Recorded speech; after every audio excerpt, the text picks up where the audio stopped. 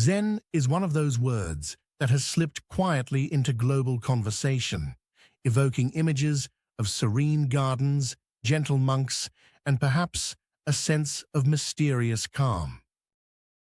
But what really is Zen? To answer that, we have to travel back through time, to ancient India, then to China, then to Japan, and consider not just history, but the unique mindset Zen brings to the world. The roots of Zen are found in the teachings of Siddhartha Gautama, the Buddha, who lived and taught in India around the 5th century BCE. The youngest of the great world religions, Buddhism offered a pragmatic approach to human suffering. It outlined the Four Noble Truths, emphasizing personal experience over blind faith, and teaching that liberation comes not through worship, but through understanding the nature of mind. Fast forward about 1,000 years. Buddhism travels across Central Asia, adapting as it reaches China. Chinese monks, already steeped in Confucian order and Taoist mysticism, found in Buddhism a new way to think about existence. Here, in the 5th and 6th centuries CE, we meet Bodhidharma, a semi-legendary Indian monk often credited with founding the Zen tradition. In Chinese, his school was called Chan, meaning meditation. Chan Buddhism took root, not as another set of scripts to memorize, but as an experience to be lived. How did Chan become Zen? As Buddhism migrated from China to Japan in the 13th century, the name Chan became Zen, echoing the Japanese pronunciation of the same character. Over centuries, Zen reshaped Japanese culture, influencing everything from the intricate architecture of temples to the ritual making of tea. But at its heart, Zen resists easy explanation. Unlike many faith traditions, Zen does not encourage elaborate doctrine or distant gods. Instead, it points urgently to the present. Its teaching is deceptively simple.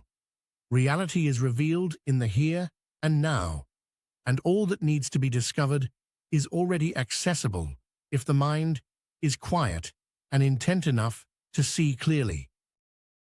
The path to realization is direct, but not easy. Don't seek the truth. Just cease to cherish opinions, one Zen master famously said. This attitude led to a unique style of teaching.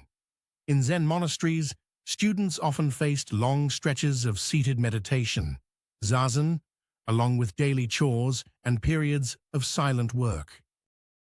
Rather than rely on scripture alone, Zen teachers devised paradoxical puzzles called koans, brief, enigmatic statements or questions that seem nonsensical, like, "What is the sound of one hand clapping?" The point wasn't to arrive at a logical answer, but to move the mind beyond habitual patterns of thought, breaking open a deeper awareness. Zen's influence spilled far beyond the monastery walls. Look at a Japanese rock garden, carefully raked gravel, stones seemingly placed at random, yet evoking mountains, rivers, and the vastness of nature. Look at the calligraphy of Zen masters. One brushstroke, full of vitality, revealing the state of mind in a single movement. Even the famous tea ceremony, with its slow, deliberate gestures, is infused with Zen principles, presence, simplicity, and respect for what's here, now. In the 20th century, Zen crossed the Pacific along with Japanese immigrants, and with the help of scholars, teachers, and interested Westerners searching for something outside rigid traditions. Figures like D.T. Suzuki and Shunryu Suzuki popularized Zen in the United States and Europe, emphasizing not so much a religious doctrine, but a way of living with clarity and compassion. For many, Zen became a synonym for tuned-in awareness, whether sitting on a cushion or washing the dishes. Of course, Zen has also been filtered and sometimes misunderstood. The word Zen is now used to market everything from spas to software, but the discipline itself is demanding. True Zen isn't about shutting out the world, but about confronting it, moment to moment, just as it is. Meditation is the heart of practice, but daily life, chopping wood, carrying water, even answering emails, becomes the field of awakening. At its core, Zen suggests that the extraordinary isn't somewhere else, it's right here, hidden in plain sight.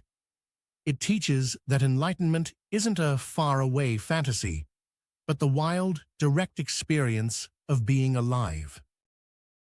No amount of reading, explanation, or philosophy can replace the taste of this moment, what it's like to breathe, to listen, to truly see. So, what is Zen? It's a teaching that avoids all teaching, a tradition that values direct experience over second-hand knowledge, and a practice whose goal can never be fully put into words.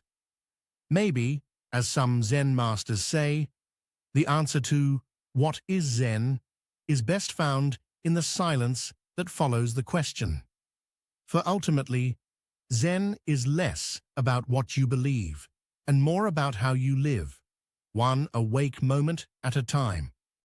Stillness awaits. Subscribe.